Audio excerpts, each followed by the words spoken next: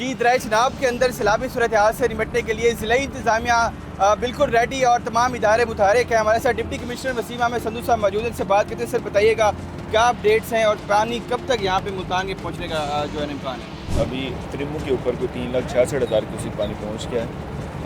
वहाँ पे पीक आ जाएगी आज शाम तक। उससे आगे डाउन स्ट्रीम फिर ये खाने वाल से कुंड से गाना से होते हुए नीचे हमारे पास यहाँ पहुँचेगा। उम्मीद है कल तक पानी आ जाएगा। तो हमारे कोई 140 के करीब मुआवजा जो इसमें दरियाई इलाके में है उनकी हमने इवैक्यूएशन शुरू करवा दी है। तो तकरीबन 3.5 लाख लोग थे जो इस साइड पे थे, उनमें से 3 लाख लोगों की हमने इवैक्यूएशन करवा ली है। जो लोग रह गए हैं आज हमारी टीमें लिखी हुई हैं, उनको इंशाल्लाह आज इवैक्यूएट करवा लेंगे। और हमने मुख्तलिफ जगहों पे आप देख रहे हैं कि रिलीफ कैंप्स भी इस्टेब्लिश किए हैं। वहाँ पे अपने शहरों के लिए हमने सेहत की सहूलत, अपने शहरों के लिए खाने पीने का इंतज़ाम किया, उनके लाइफ स्टॉक के लिए, एनिमल्स के लिए ट्रीटमेंट के लिए वेटरनरी डॉक्टर हैं, उनके चारे का भी इंतज़ाम कर दिए। तो जो लोग रह गए हैं अभी अंदर, मैं उनको रिक्वेस्ट करूँगा कि हमारी रेवेन्यू की टीम, रेस्क्यू 1122 की टीम, पुलिस की टीम अब तक पहुँच रही है। आप लोग फ़ौरन निकल के महफूज मुकाम पे आ दें ताकि हम इस कुदरती आफत से महफूज रह सकें। सर बंद तोड़ने के हवाले से बहुत ज़्यादा लोग परेशान हैं। वो कहाँ से अभी इस टाइम जितना पानी आ रहा है क्या प्लानिंग की कि कहाँ से तोड़े जाएंगे? ये हमारी एक इरिगेशन की एक्सपर्ट कमेटी है, वो इसका एनालिसिस करेगी। पानी जैसे त्रिमू से डाउन स्ट्रीम निकल आएगा सारा का सारा, हम जिस जगह पे खड़े में हेड मोहम्मद वाला पे वो गेजेस हैं वो देखे जाएंगे, उसका मोमेंटम पानी का प्रेशर देखा जाएगा। तो उसके बाद फिर वो कमेटी डिसाइड करेगी।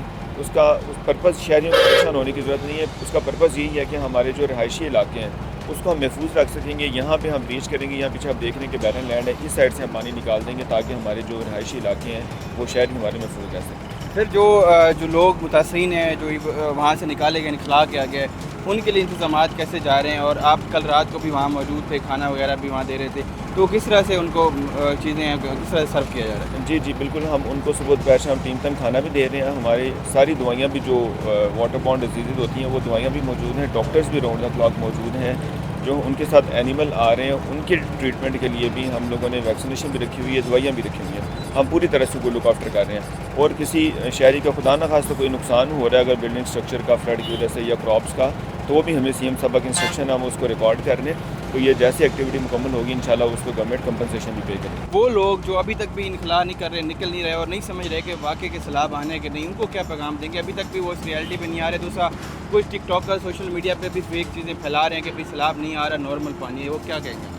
अपनी नौयत के लिए बड़े पैमाने पे सैलाब आ रहा है। आप देख रहे हैं पीछे छांग और चनियोट से कितना रेला गुजरा है।